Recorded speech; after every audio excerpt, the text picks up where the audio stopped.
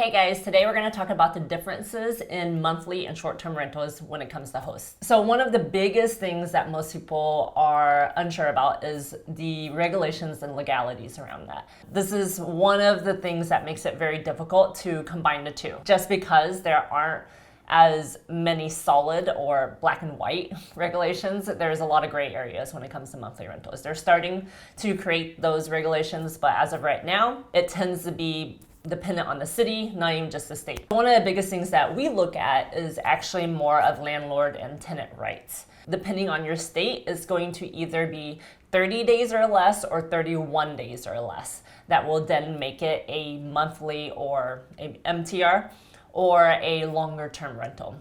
And it would not fall under short-term rentals. And so why this matters is that if you have an STR, you're going to need a permit, you're going to need to pay occupancy taxes or hotel taxes, and each are dependent by state and also by city. So you're gonna have to figure that part out. Some other platforms may pull out the state level occupancy tax and others may not.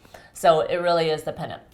For monthly rentals, whether that be 30 days or 31 days and longer, those do not fall under that. So you're not paying for the permitting, you're not paying for occupancy taxes, but now you're gonna have to pay attention to what your landlord and tenant rights are. One of the bigger issues that a lot of hosts are concerned about is when it comes to tenant and landlord rights. You can check out my video about illegal squatters and how I avoided them. One of the things that had really protected us is that when you use a platform, any booking platform, typically that is considered, if you do not have a lease in place, is the terms and conditions. And so then how it's categorized is that you have the guest has a license to use that land, not a lease to use that land or that property. And so therefore you're actually covered within that. Again, this is a gray area, so some cities may not actually look at it in that way, but that is at least how it's written and how it was protecting my own property whenever I had to go through a situation when it came to a guest that tried to overstay. So it may make sense for you to look at your state and see if they have strong or lax landlord or tenant rights and see how, in those cases, how the law had interpreted situations where a guest may have overstayed.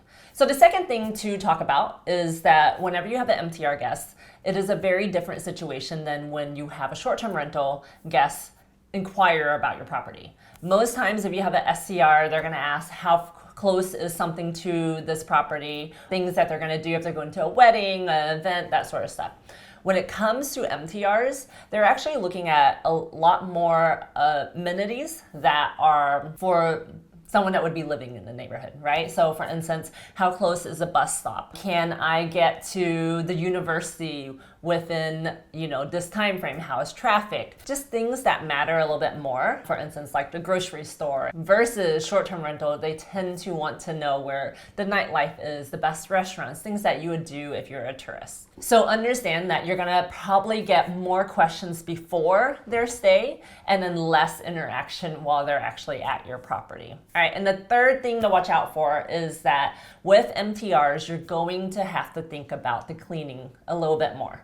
So for a short-term rental, you'll do a reset. It's a pretty clean sweep of the place, dependent on how your cleaners are structured within all of your listings. But with MTRs, understand that it will be a bit more cleaning just because that guest will be there for 30 days or longer. So they'll have lived in this place. And oftentimes you actually do see people who see it just like that, of a lease, in that they have a checkout stage or a move out stage where they would do certain cleanings. So you would actually have guests, and I've had decent guests that have come in and they have gotten the property back to where it was before they had come.